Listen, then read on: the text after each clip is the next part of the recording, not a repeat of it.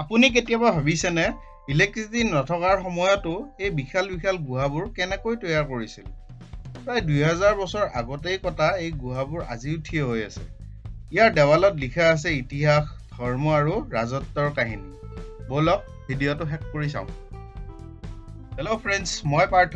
আমাৰ channel PJ দুনিয়াত আপোনাক স্বাগতম জনাইছোঁ। আজি আন এটা ইনফৰ্মেটিভ ভিডিঅ' লৈ আপোনালোকৰ ওচৰত আহিছোঁ। উৰিষ্যাৰ ৰাজধানী ভুৱনেশ্বৰত অৱস্থিত আন এক ধুনীয়া পৰ্যটনস্থলী উদয়গিৰি আৰু খণ্ডগিৰি। ভিডিঅ'বোৰ বহুত কষ্ট কৰি বনাওঁ, চ' প্লিজ লাইক আৰু কমেণ্ট কৰিব, আৰু যদি চেনেলটো ছাবস্ক্ৰাইব কৰা নাই প্লিজ ছাবস্ক্ৰাইব কৰি দিব। এই গুহাসমূহ কলিংগৰ মহান ৰজা খাৰাভেলাই খ্ৰীষ্টপূৰ্ব 2য় শতিকাতে জৈন সন্যাসীসকলৰ বাবে নিৰ্মাণ কৰিছিল। তেখেত এজন শক্তিমান আৰু দূৰদৰ্শী ৰজা আছিল। ৰাজ্যৰ উন্নয়নৰ বাবে বহু কাম কৰিছিল, এয়াও এক উদাহৰণ। এই গুহাবোৰত থকা শিলালিপি আৰু ভাস্কৰ্যই সেই সময়ৰ জীৱনধাৰা আৰু সংস্কৃতিৰ ছবি স্পষ্টকৈ দেখুৱায়।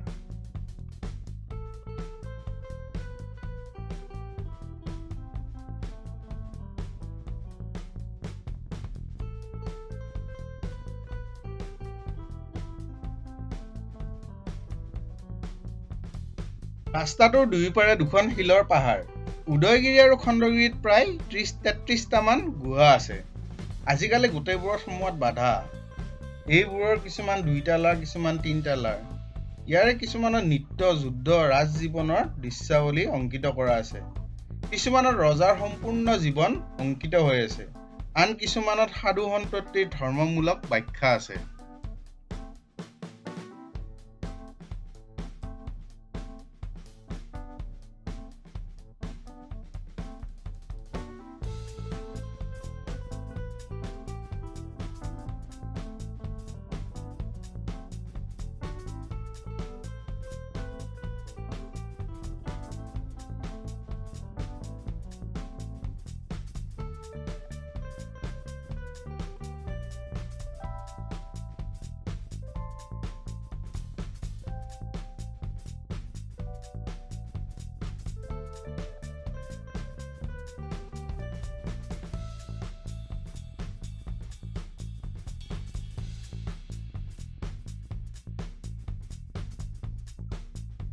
জাগাটো পাহৰুৱা, চ' উঠিবলৈ আৰামদায়ক জোতা পিন্ধি আহিলে সুবিধা হ'ব। ৰাতিপুৱা 8 বজাৰ পৰা সন্ধিয়া 5 বজালৈ এইখন খোলা থাকে। ইয়াত আহিব এটা টিকেট কাটিও ল'ব লাগে। ভাৰতীয় মানুহৰ বাবে টিকেটৰ মূল্য কম যদিও বিদেশী পৰ্যটকৰ বাবে ইয়াৰ মূল্য বহুত বেছি।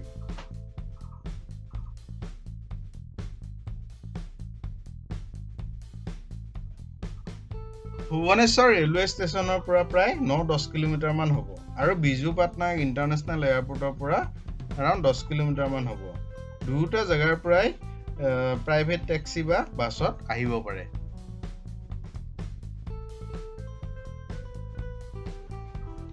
ইয়াত এডাল গছ দেখিলোঁ। গছডাল দেখি বৰৰ গছ যেন লাগিল। মনৰ আশাবোৰ পূৰণ হ'বৰ বাবে ইয়াত বহু লোকে এই ৰছীবোৰ বান্ধে।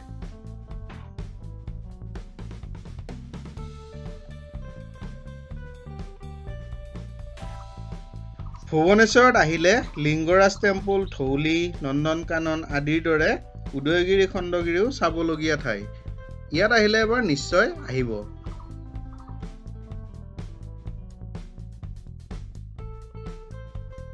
থুলমূলকৈ জেগাটো এবাৰ আপোনালোকক দেখাব চেষ্টা কৰিলোঁ।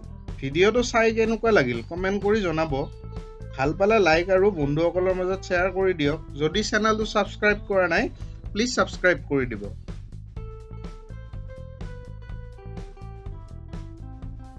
এটা ইনফৰ্মেটিভ ভিডিঅ' লৈ আকৌ লগ পোৱাৰ প্ৰতিশ্ৰুতিৰে আজিলৈ সামৰিলোঁ। ধন্যবাদ।